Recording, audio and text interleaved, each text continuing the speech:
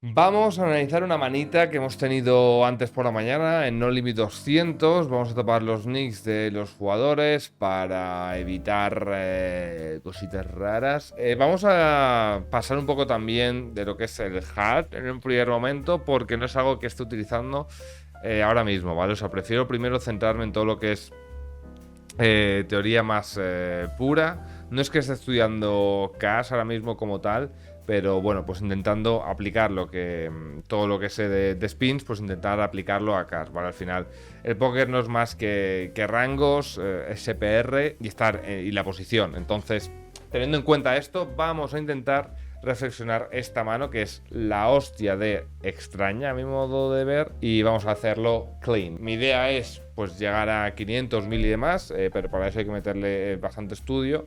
Mi idea es mixear spins altos y K alto, pero claro, hará falta meterle mucha caña. Así que ahora mismo estamos en los streams jugando pues muchos tipos de niveles y con algunos spins y demás. Entonces, abre button, tribeteamos 19 suited. Contra un forbet pues normalmente estaríamos foldeando. Lo que pasa es que el rival decía hacer un forbet por 2, el tamaño está bastante fresco.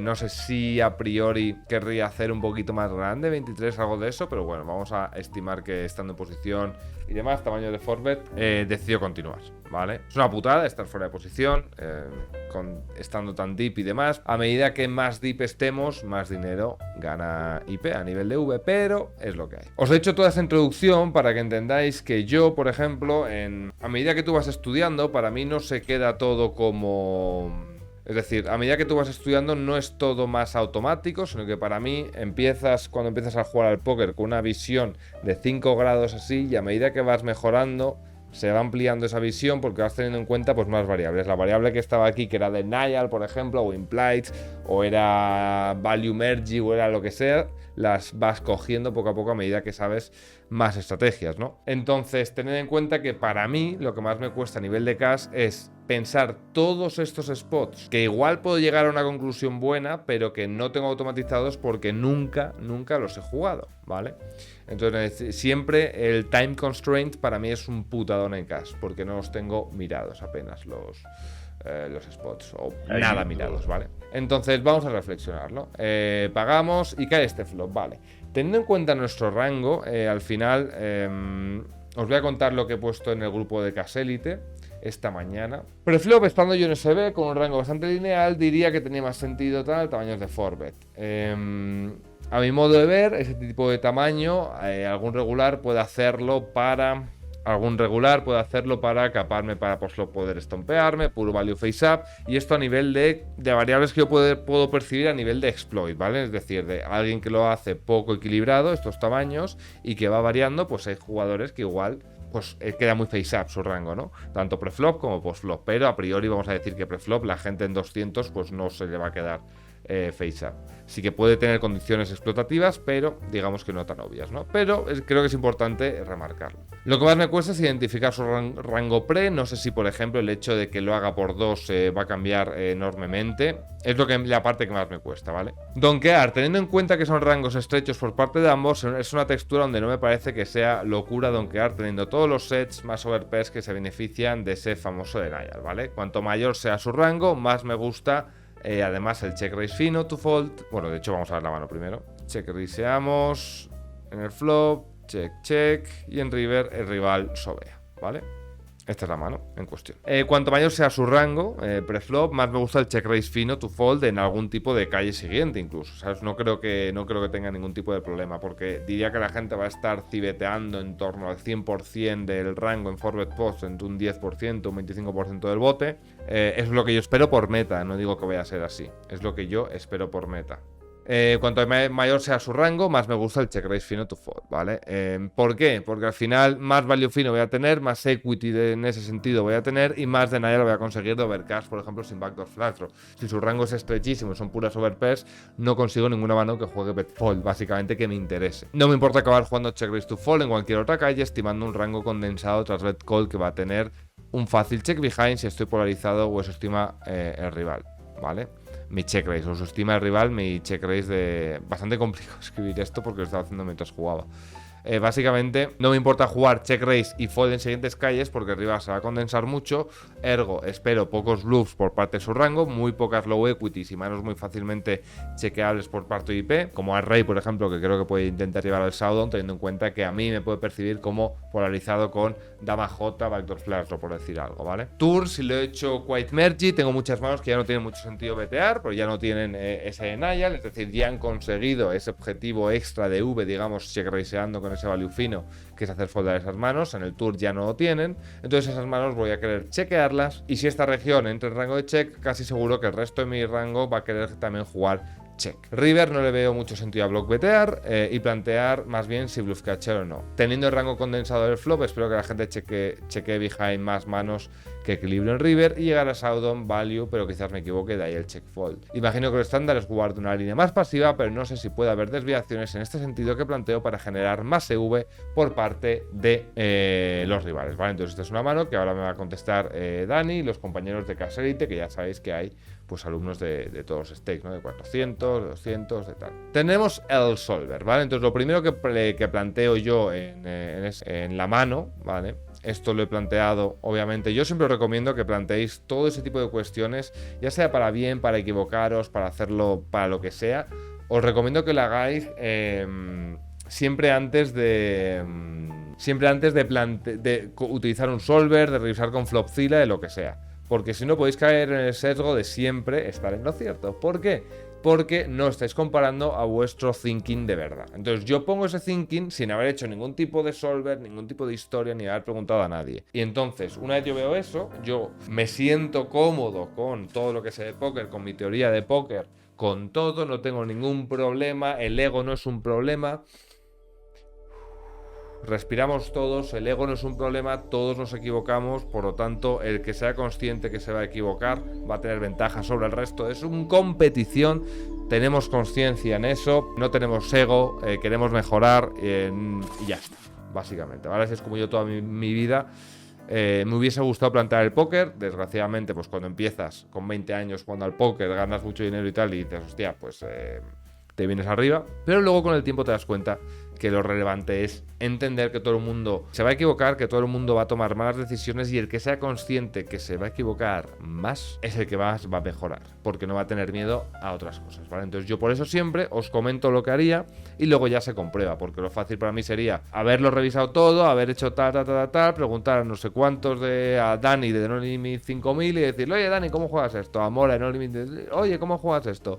A un amigo que juega cash por ahí, oye, ¿cómo juegas esto? Coger el solver tal, pa, y quedar de puta madre. Pero no es mi intención, sino que ya sabéis que yo el road to cash niveles altos lo estoy haciendo desde cero en stream, streameando absolutamente todo, ¿vale? La posibilidad de donk, como comentaba en la mano, no me parece que sea muy extraño, teniendo en cuenta que tenemos unas cuantas manos que les puede rentar a nivel de V el hecho de donkear, ¿vale? Es decir, tú por ejemplo cuando estás donkeando, ¿qué te digo yo? Un 34% del bote, ¿vale?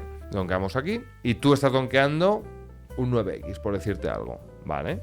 Y diréis, joder, pero estás quitando que... Tú estás haciendo que este tipo de manos, por ejemplo, ya no tengan un fácil continuo, lo cual es la absoluta bomba, ¿vale? Es decir, tú estás denegando toda esta equity y diréis, bueno, pero son 3 outs cada una de esas cartas, salvo que tengas implícitas favorables de tener pues un rey 9, que en este caso no nos llega en el rango. Eso es algo a tener en cuenta en muchos otros spots. Pero aquí tú estás haciendo foldear manos que tienen bastante equity. Manos que tienen sus 20% de equity, sus 30% de equity, etc. Lo cual es la bomba. Estar haciendo foldear una mano que tiene el 30% de equity. Entonces, por ello, más teniendo manos que sacan value fino, es decir, no es que aparte cuando te paguen vayas al cero, ¿vale? O sea, te están pagando manos que tienen que son peores que la tuya, aunque tengan bastante equity. Pero tienes value y haces foldear a manos con bastante equity. Ergo, el donk me parece que es una opción bastante decente. Más aún teniendo en cuenta que somos los únicos que tenemos las nuts en este sentido. Por lo tanto, la opción del donk es una opción. Una vez chequeamos, sucede esto que vemos que está chequeando la mitad del rango. Bien, para mí esto es algo que no va a suceder. Y aquí podríamos empezar a toquetear. Ya digo que esto lo hemos hecho en un momento, ¿vale?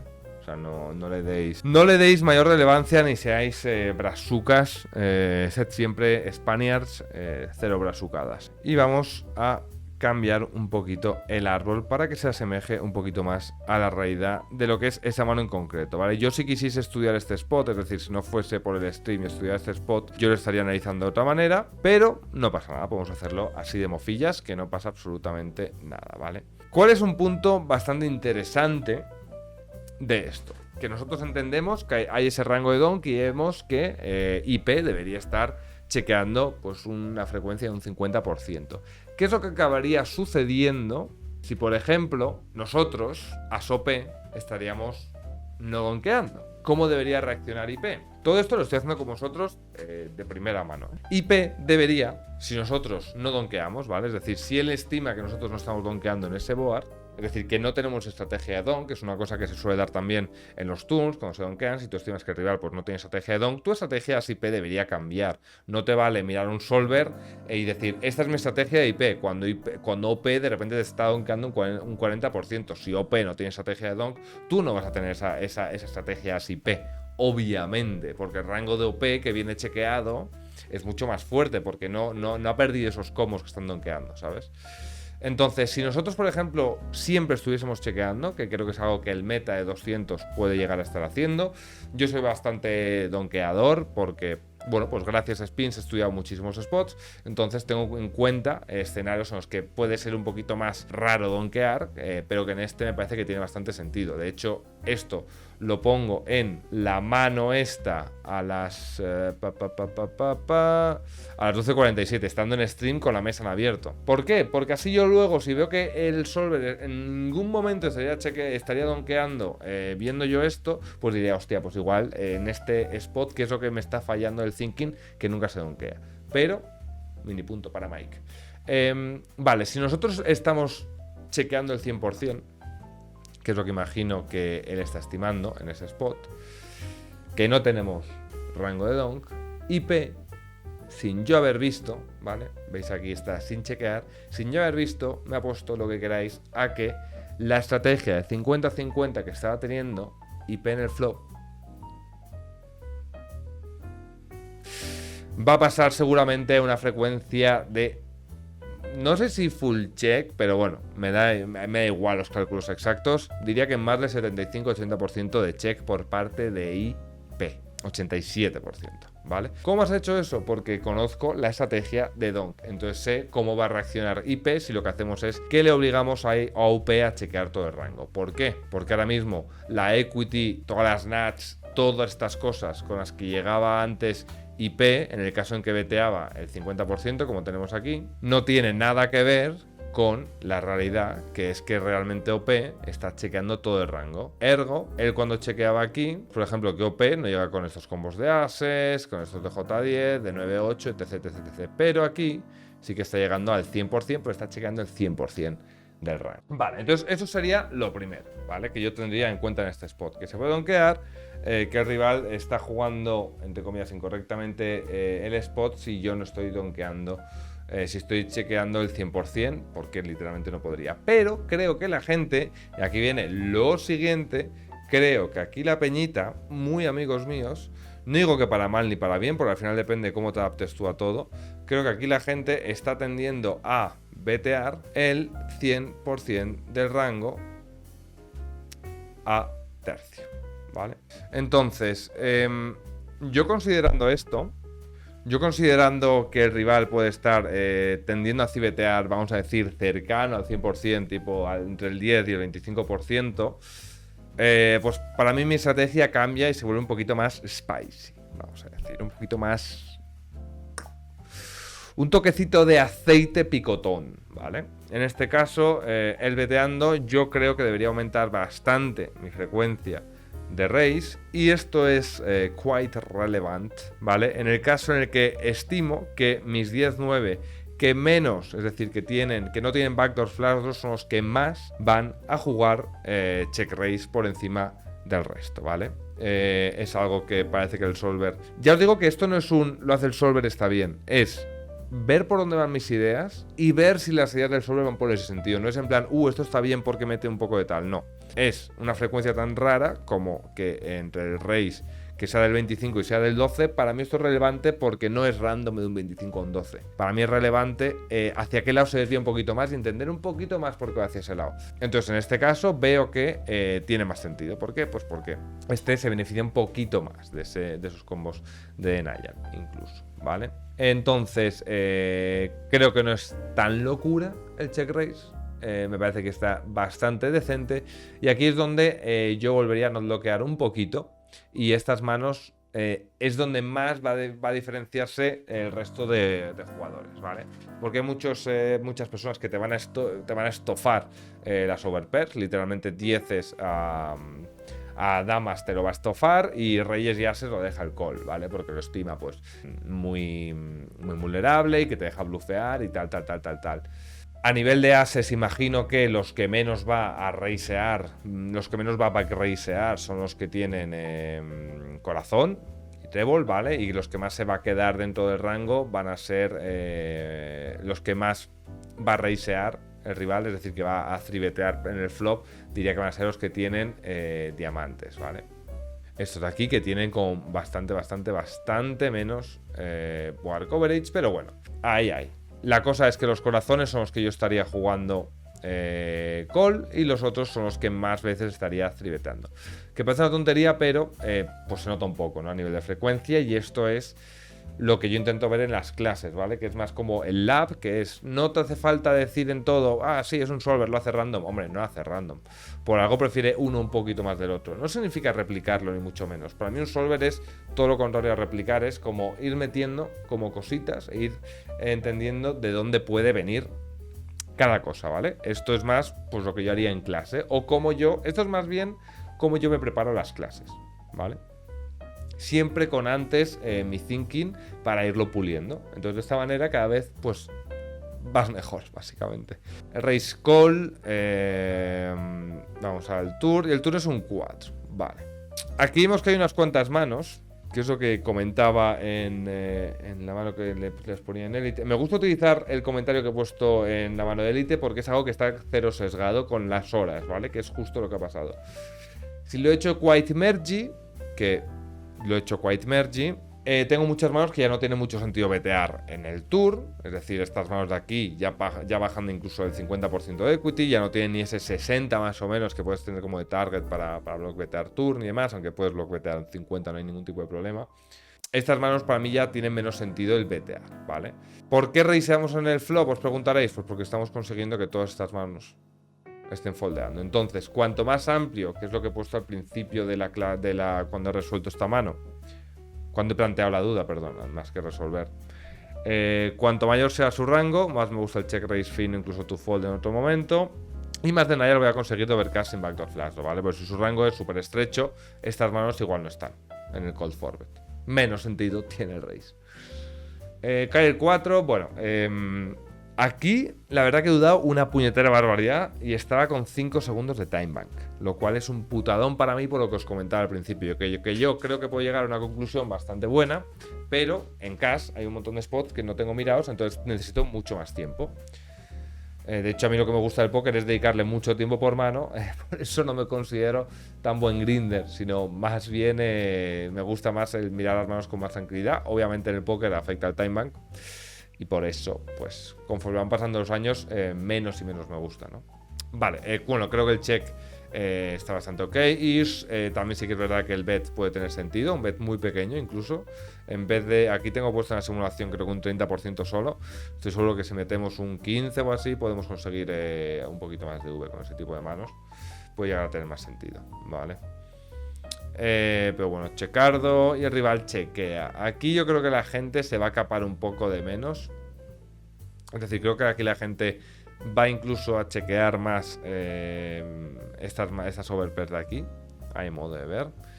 Y luego en river, vale, es un 3 de hearts. Y comento, river no le veo mucho sentido a blockbetear y plantear si bluff cachar o no. No puedo hablar más sobre lo de no buscar el blockbet porque se me queda sin espacio el mensaje. Siempre, o sea, yo es que respondo como un puto enfermo, tío. Pero porque me encanta, es algo que me apasiona en el póker. Esto lo acabo de hacer hoy.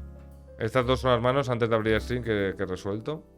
Entonces no le veo ningún tipo de sentido. Es decir, que no consigues ningún call a nivel de Bluff Catch, pues te gusta igual incluso más que otro. De hecho, claro, es que si él tuviese 9 en el rango, pues tiene incluso más sentido con Bluff Catch, pero no creo que los tenga, aunque puede tenerlos. Chequea y el rival sobea. Y me parece que es lo que más sentido tiene un fold, pero claro, todo depende de cómo esté jugando el rival en tour, que esa es mi duda, que no sé cómo está jugando el meta este spot. Si está pasándose de chequear, veteando de más, etc. Y eso es lo que va a cambiar absolutamente todo. Yo, ¿por qué decido jugarla así? Porque estimo que una vez el rival paga aquí, obviamente se condensa bastante y llega con manos que creo que la gente va a tender a jugar más check behind, ¿vale? Es decir, manos estas como Array tienen suficiente equity como para chequear back y no te va a hacer falta blufear, al menos no todas ellas, ¿vale? Si quieres blufear alguna, ok, pero pues con corazón, con lo que sea. Pero no tiene mucho sentido vetear todas, ni mucho menos. Quizás, bueno, pues sí, algún low as X, alguna cosa así.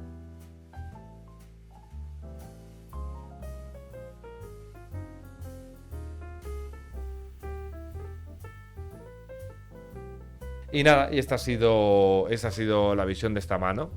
Que espero que os haya entretenido. No sé si os mola este tipo de contenido.